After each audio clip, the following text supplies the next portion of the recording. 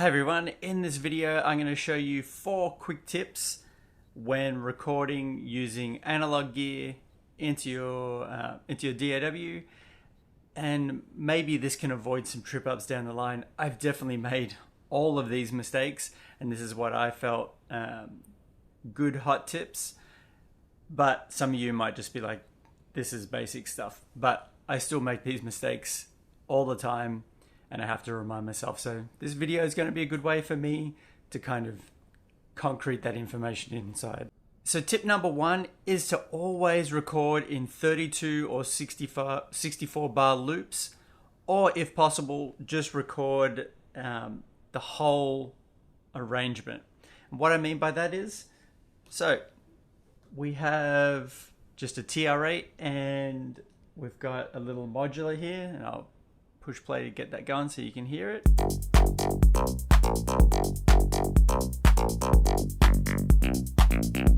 Nothing too crazy, just like a little bass and some drums. What I will do is when I go through and do my passes,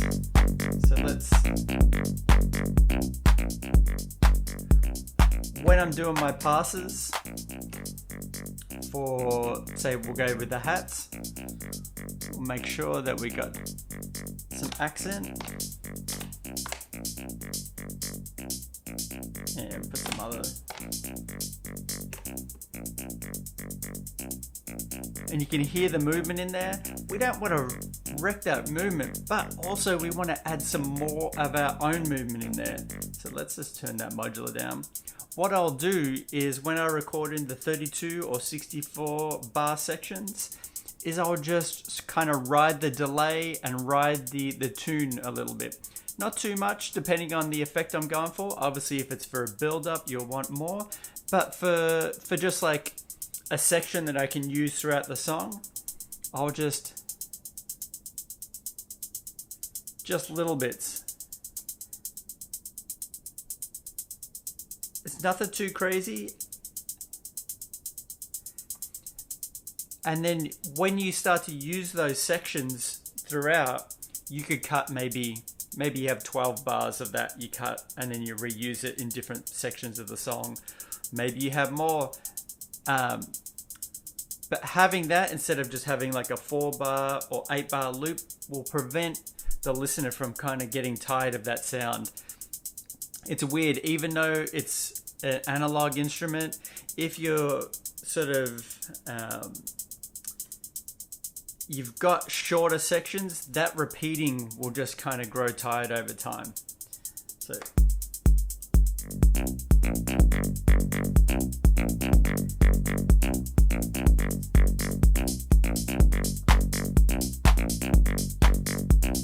and then what I mean, if possible, to try and record the full arrangement with an instrument. And this is one thing that I would do with my 303 all the time, is once I've got a rough arrangement laid out, is I will record 3, 4, 5 passes of me just playing along. So same sort of principle with this.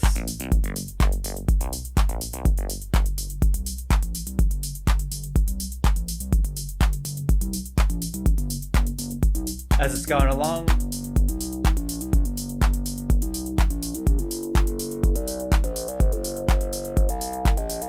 maybe it gets to a break section.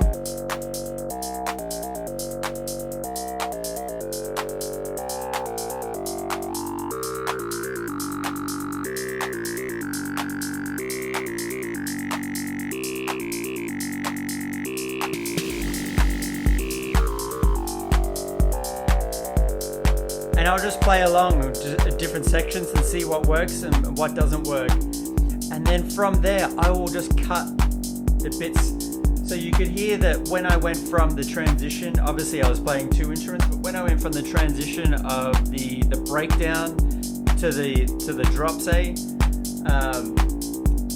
it was like a little bit rough. It wasn't super tight. So then you could cut that, and then you could have, maybe that is the sound that you come in with the drop, and that's on your second pass or third pass or whatnot.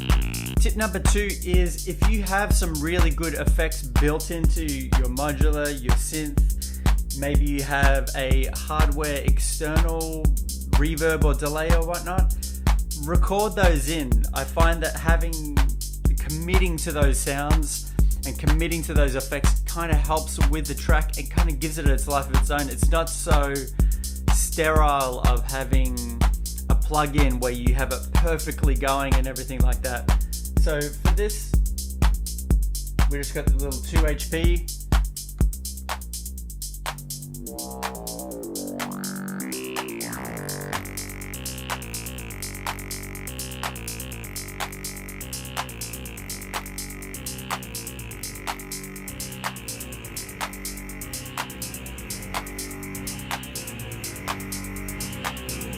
Got the reverb there.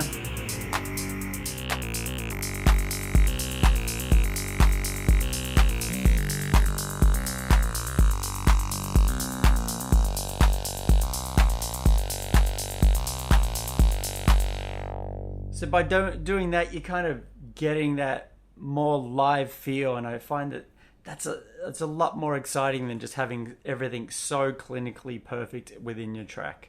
Tip number 3 is know when to use just a single sample.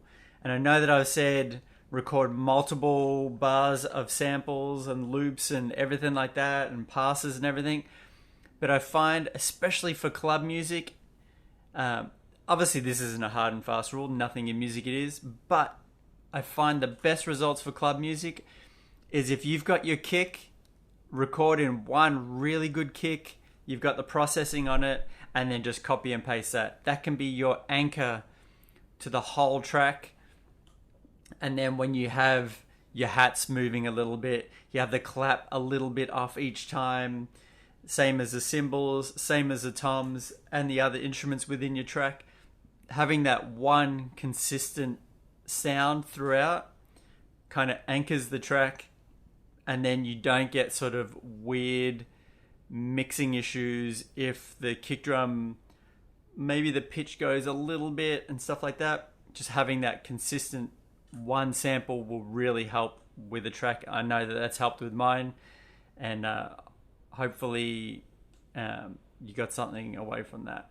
And the 4th and final tip is, at the end of the day, if you've got an idea that you like, but you haven't started an arrangement, you just got maybe a little A section and B section and whatnot, is to go in and record as much material, well, actually record more material than you think you'll need.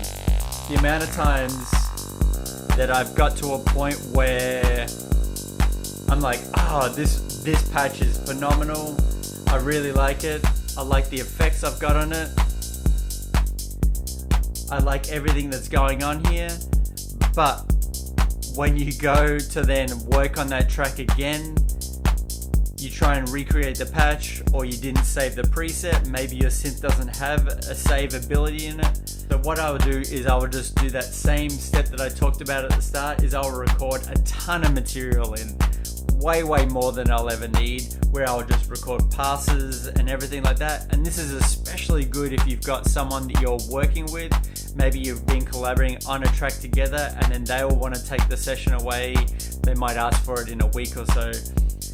By having all the material within the session, it makes it a lot easier if you're working on it on your own, or if you're handing it off to someone else. So definitely record every variation you can think of. And at the end of the day, it's super fun. Just jamming away sort of thing.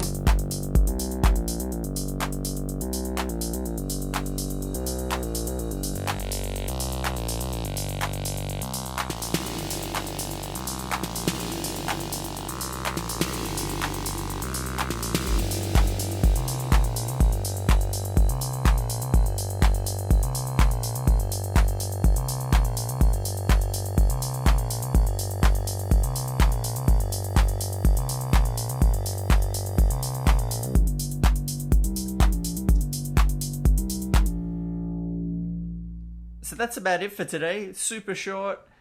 I know some of the people watching this are probably going to be like, It's all just common sense stuff. But again, these are all mistakes that I've made, and hopefully you will not make the same mistakes.